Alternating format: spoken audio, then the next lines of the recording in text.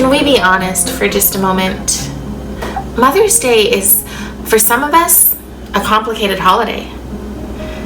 For the homemaker who never feels like she's quite done enough, for the person who is missing their really, really great mother, for the person who's mourning never having a really great mother, for the foster parent who has lost a child that they deeply, deeply love, and for the bio parent who has lost a child that they deeply, deeply loved, for the person who was never able to have children, and for the person, the mother, who was able to have one child but not the amount of children that they had always planned on having.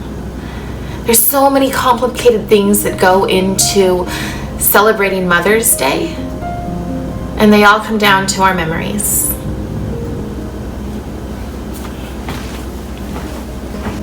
There are just so many complicated things that go into this, all that is Mother's Day. And they really come down to memories. Mother's Day can be a hard time of year for some of us. Those of us who didn't have a mother who could actually mother us. And my mother, she had too many of her own problems. She was depressed and anxious, had constant migraines, and God knows what else. She never got help. She never got a diagnosis. I remember one day I was wrestling with my brother in the house, as siblings do, and I bashed my head on the corner of a cabinet. And my head was dented, and there was blood everywhere. My mother shrieked. She grabbed my brother and ran out of the house with him to protect him from seeing this. I was lying on the floor wondering what was going on. And then I saw the neighbor lady looking in the window. And she just went like this. And I thought, oh, but maybe it's worse than I just thought it was a little blood here. So I went and looked in a mirror. And I don't know what happened. But I must have passed out. Because the next thing I know, I woke up in the recovery room after surgery. And my uncle was there sitting with me, waiting for me to wake up. Hi, my name's Michelle Mays, and I am the real Dumpster Doll, and also the co-author of Dumpster Doll: The Early Years. And I'm recording this video about Mother's Day and what it means to me. Mother's Day is the most important holiday. Actually, Mother's Day should be celebrated every day, and not just for mothers, fathers too. Being a parent is one of the most important jobs in the world because we are molding our future leaders and future contributors to society. I myself did not know my mother after the age of 8. She had abandoned us, locked us in a trailer and left us. And I bounced around from foster home to foster home. For me, it's not an everyday occurrence. I don't walk around with this I'm a foster child survivor thing going on. I don't really think of myself as a survivor. I think of it as something that happened to me that I have no responsibility for, so it's not something that I necessarily would use to describe me as I would use something like mom, wife, friend, other words like that, but that part of it doesn't really work for me. It's those weird little tiny moments. Like, I remember when I was a little girl, I don't know, I was maybe 6 or 7 years old, and I was washing dishes because I was the housemaid in our house, and I wasn't washing them fast enough. And my mom, to give her credit, she probably came in a couple of times and told me to wash them faster, and I didn't. And so she just walked into the kitchen and she grabbed the teapot and I thought, making herself some tea. She turned on the teapot and didn't say a word to me. Then when the water was done and it was whistling, she walked over to the dishwasher.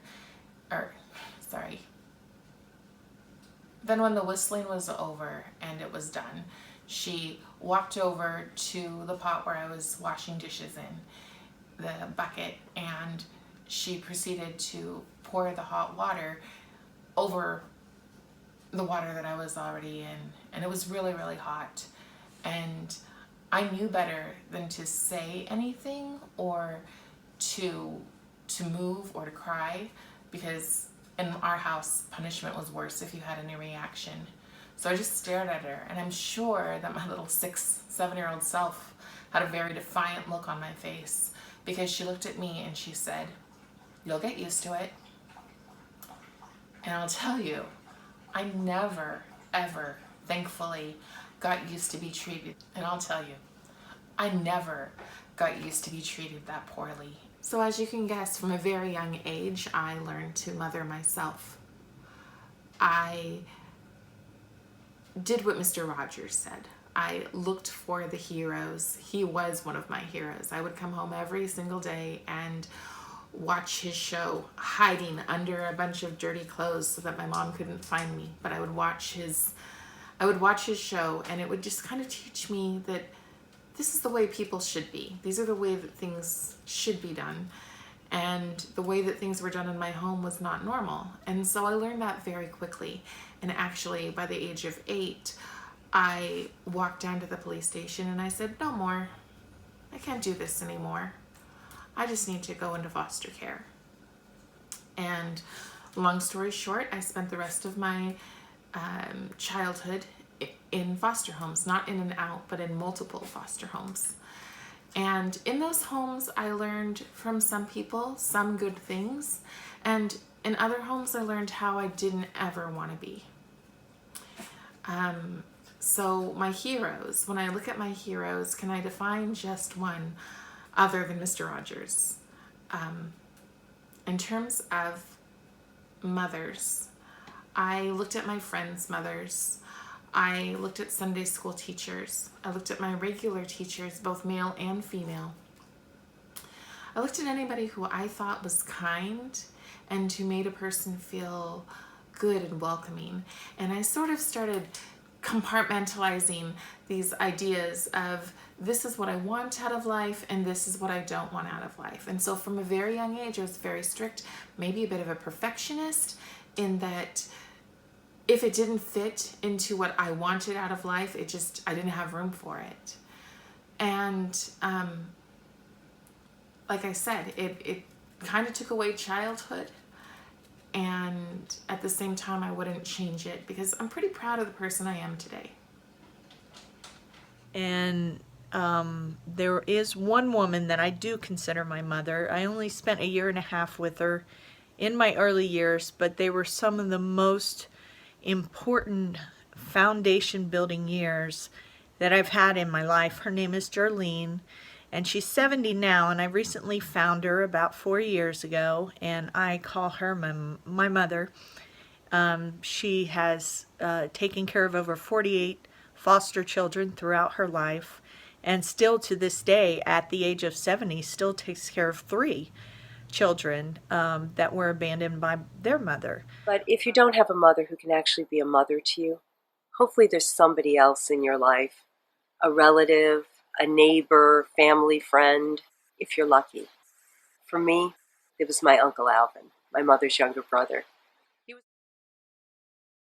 I have children of my own. They're all grown, and they're all married and have successful careers. And the one thing I did learn from my biological mother is how not to be with your children. And I have used that to drive me and inspire me to succeed and to make sure that my children never experienced any of what we experienced when I was a child.